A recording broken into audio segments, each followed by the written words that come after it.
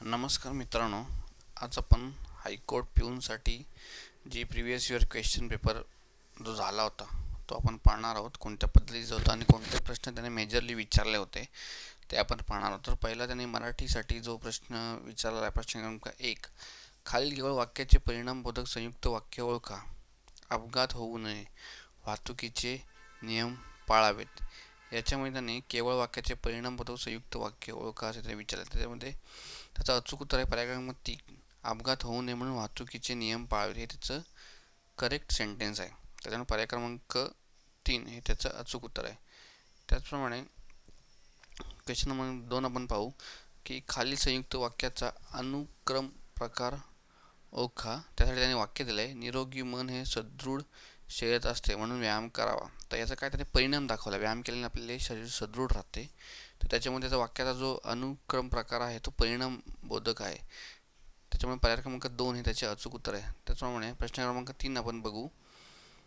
Select इंग्लिशसाठी जो त्याने विचारलेला आहे, select the appropriate article to complete the sentence. त्याने आर्टिकल विचारला आहे, कोणता खालील सेंटेन्ससाठी लागेल तो. Dot dot children are studying in the classroom. त्याच्यावर चिल्ड्रनवरती जास्त फोकस केला तर त्याला त्याचे आर्टिकल हे द लागेल, नक्की ए लागणार नाही, तर द लागेल. The children are studying in the classroom. त्याच्यामध्ये पर्याय क्रमांक 4 हे त्याचं अचूक उत्तर आहे. त्याचप्रमाणे प्रश्न क्रमांक 4 आपण पाहू. Select the most appropriate superlative degree. त्याने सुपरलेटिव्ह डिग्री करण्यासाठी त्याने कुठला जो हे आपल्याला माहिती आहे ह्याच्यावरती डिग्रीवरती त्याने प्रत्येक एक्झाम प्रत्येक झालेल्या क्वेश्चन पेपरमध्ये त्याने एखादा दुसरा प्रश्न त्याने विचारलेलाच आहे.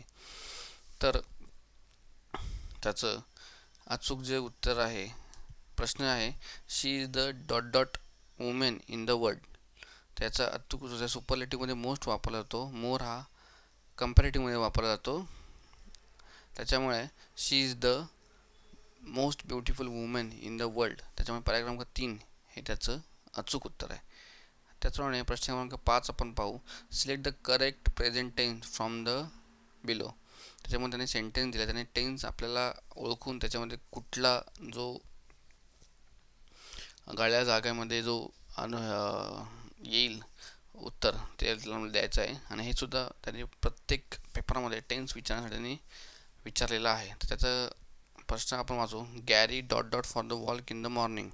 हा प्रेझेंट टेन्सचं वाक्य असल्यामुळे Gary goes for the walk in the morning, म्हणजे वॉकसाठी तो जातो. हे प्रेझेंट टेन्सचं वाक्य त्याचं गोज हे त्याचं अचूक पर्याय क्रमांक 4 हे आहे. त्याचप्रमाणे प्रश्न क्रमांक 6 आपण पाहू. खालील शब्दाचा योग्य प्रकार ओळखा. एकमेकांवर अवलंबून असणारे. तर त्याचं काय आहे, एकमेकांवर अवलंबून असणारे परस्परावलंबी हे त्याचं अचूक उत्तर आहे. प्रश्न पर्याय क्रमांक 1 हे त्याचं अचूक आहे. त्याचप्रमाणे प्रश्न क्रमांक 7 आपण fill in the blank with the correct verb. I dot dot a huge birthday cake for my son. तर याचा अचूक पर्याय क्रमांक 2 आहे. हे सुद्धा त्यांनी टेन्ससाठी विचारलेलं आहे की कुठल्या प्रकारचा तिथे जर पाहिलात तर वर्ब येईल. त्याच्यामुळे I bake a huge birthday cake for my son हा पास्ट टेन्समध्ये आल्यानंतर बेकचा ईडी लागेल आणि त्याचा पर्याय क्रमांक 2 हे त्याचं अचूक उत्तर आहे. त्याचप्रमाणे प्रश्न क्रमांक 8 आपण बघू. खालील वाक्यातील प्रयोग ओळखा. वाक्य आहे, हे सरस्वताचे गोड तुम्ही लावले जी झाडं, तरी आता अवधानामुळे वाढ सिंचोनी कीजे. तर ह्याचा जो पर्याय क्रमांक 1 हे त्याचं अचूक उत्तर आहे. प्राचीन कर्मणी हा प्रयोग आहे. हे सारस्वताचे गोड तुम्ही लाविले जी झाडं, तरी आता अवधानामुळे वाढ सिंचोनी कीजे. प्रश्न क्रमांक 9 आपण पाहू. Select the correct punctuation. My brother gave me a watch to my sister a pen. त्याचं करेक्ट पंक्च्युएशन म्हणजे त्यांनी आपल्याला विरामचिन्ह घालण्यासाठी सांगितलेलं आहे. तर त्याचा पर्याय क्रमांक 3 हे त्याचं अचूक उत्तर आहे. My brother gave me a watch, semi inverted column करून त्यांनी दिला आहे, टू माय सिस्टर परत कॉमा अ पेन हे त्याचं अचूक उत्तर पर्याय क्रमांक 3 आहे. तुम्ही नीट पाहून घ्या. विरामचिन्हांवरती सुद्धा त्यांनी प्रत्येक वेळेस एक प्रश्न त्यांनी विचारलेला आहे. प्रश्न क्रमांक 10 आपण पाहू. सिंपल आहे. त्याने विरुद्धार्थी शब्द ओळखा असं दिलं आहे. खंडनचं विरुद्धार्थी शब्द मंडन हे आहे. त्याच्यानंतर पर्याय क्रमांक 4 हे त्याचं अचूक उत्तर आहे. सर्वांनी नीट पाहून घ्या, तुमच्या लक्षात येईल. त्याचप्रमाणे प्रश्न क्रमांक 11 आपण पाहू. बालविवाह प्रतिबंध कायदा कोणत्या वर्षी तयार करण्यात आला? तर आपणास सर्वात ज्ञात आहे, इतिहासावरती त्यांनी विचारलेला प्रश्न आहे. 1929 मध्ये इंग्रजांच्या काळामध्ये बालविवाह प्रतिबंध कायदा तयार करण्यात आला होता. त्याचप्रमाणे प्रश्न क्रमांक 12 आपण पाहू. तणावमुक्त भारत मोहीम अधिक प्रभावी करण्यासाठी स्थापन केलेल्या सामाजिक न्याय समिती कोणती? तर त्याचं अचूक उत्तर प्रश्न क्रमांक पर्याय क्रमांक 4 आहे, ब्रह्मकुमारी हे त्याचं अचूक पर्याय आहे. जनरल नॉलेजवरती विचारलेला त्यांनी हा प्रश्न. त्याचप्रमाणे प्रश्न क्रमांक 13 आपण पाहू. पुढीलपैकी कोणाला कृष्णाच्या खेळात 2023 द्रोणाचार्य पुरस्कार मिळाला? तर त्याचा अचूक उत्तर आहे 3. ललित कुमार याला 2023 मध्ये द्रोणाचार्य पुरस्कार मिळाला होता. त्याचप्रमाणे प्रश्न क्रमांक 14 आपण पाहू. महात्मा गांधींनी कोणत्या आंदोलनात करा किंवा मरा ही घोषणा दिली होती? तर त्याचं अचूक उत्तर आहे पर्याय क्रमांक 4, भारत छोडो या आंदोलनामध्ये महात्मा गांधींनी करा किंवा मरा ही घोषणा दिली होती. त्याचप्रमाणे प्रश्न क्रमांक 15 आपण पाहू. प्रथिनांबद्दल कोणते विधान अचूक आहे? तर त्याने 2 स्टेटमेंट दिले आहेत.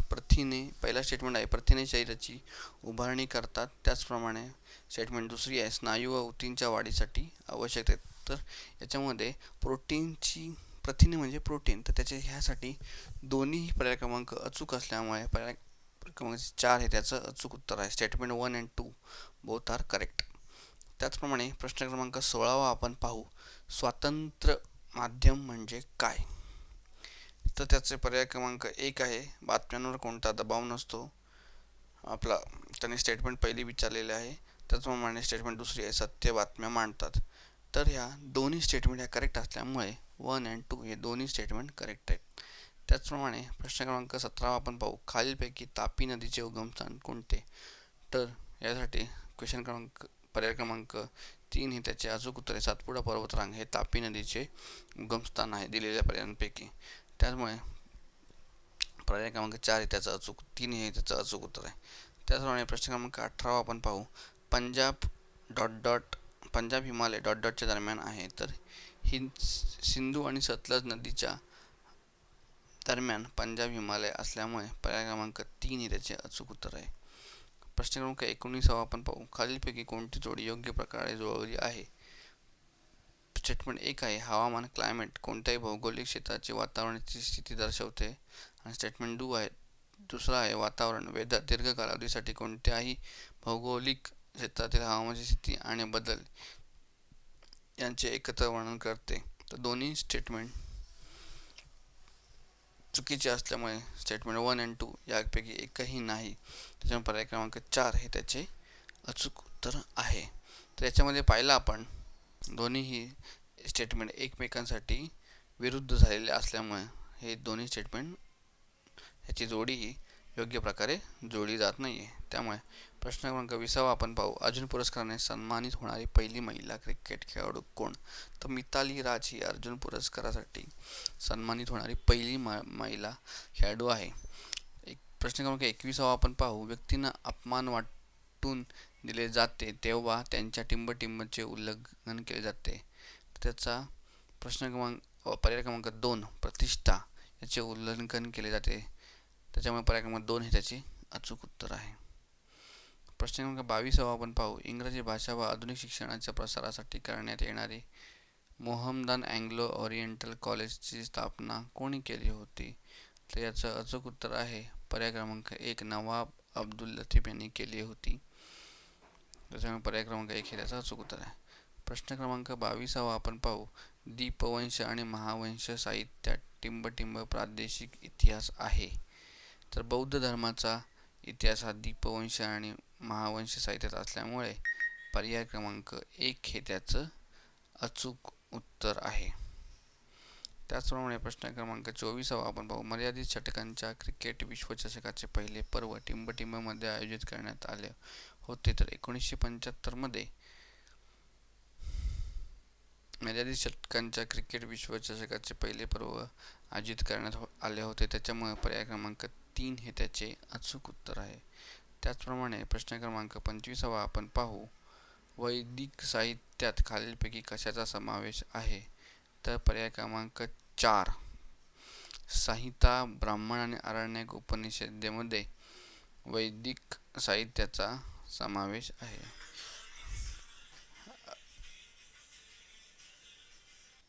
प्रश्न क्रमांक 26 आहे. करोना भारतीय वादळे भारत आणि इंग्लंड यांच्यावर साधारणतः सायक्लोन वन यासंबंधी विधान सत्य आहे का? तर स्टेटमेंट भारतीय समुद्र आणि दुसरा स्टेटमेंट आहे अरबी समुद्र. त्याच्यामुळे केवळ एक हे त्याचे अचूक उत्तर असल्यामुळे भारतीय समुद्र हे त्याचे अचूक उत्तर आहे. त्याच्यामुळे पर्याय क्रमांक 1 हे त्याचे अचूक उत्तर आहे. त्याचप्रमाणे प्रश्न क्रमांक 27 आपण पाहू. पेशीतील द्रवासाठी प्रोटोप्लाझम ही संज्ञा खालीलपैकी कोणी दिली होती? हा मला वाटते 5वी ते 6वी मधील सायन्समधला प्रश्न, धड्याखालील प्रश्न असल्यामुळे त्याचा अभ्यास सगळ्यांनी केला पाहिजे. खूप धड्याखालील प्रश्न त्याने जसे तसे विचारले असल्यामुळे पुक्रिंजे, त्याला पुक्रिंजेचं प्रोनाऊन्सिएशन बघून घ्या. पर्याय क्रमांक 4 हे त्याचे अचूक उत्तर आहे. त्याचप्रमाणे प्रश्न क्रमांक 28 आपण पाहू. कोणत्या साहित्यात बुद्धांच्या शिकवणी आढळतात? तर सुत्त पिटक. पर्याय क्रमांक 2 हे त्याचे अचूक उत्तर आहे. प्रश्न क्रमांक 29 आपण पाहू. दुधामध्ये खालीलपैकी कोणते आम्ल आढळते? तर आपल्या सगळ्यांना माहिती आहे की लॅक्टिक आम्ल हे दुधामध्ये आढळते. त्याच्यामुळे पर्याय क्रमांक 3 हे त्याचे अचूक उत्तर आहे. फॉर्मिक आम्ल म्हणजे काय? टार्टारिक आम्ल म्हणजे काय? सायट्रिक आम्ल म्हणजे काय? असर्बिक आम्ल म्हणजे काय? सगळ्यांचा स्टडी करून ठेवा. याच्यावरती एखादा प्रश्न विचारू शकतो आणि हा सुद्धा 4थी किंवा ते 6वी दरम्यान असल्या सायन्सचा धडाखालील प्रश्न आहे. प्रश्न क्रमांक 30 आपण पाहू. State of global environment report 2023 नुसार 2020 पर्यंत वायू प्रदूषणामुळे सरासरी आयुष्यमान टिंबटिंबाने कमी झाले. तर त्याचा पर्याय क्रमांक 4 तिसरा आहे. 4 वर्षे 11 महिने त्याचं अचूक उत्तर आहे.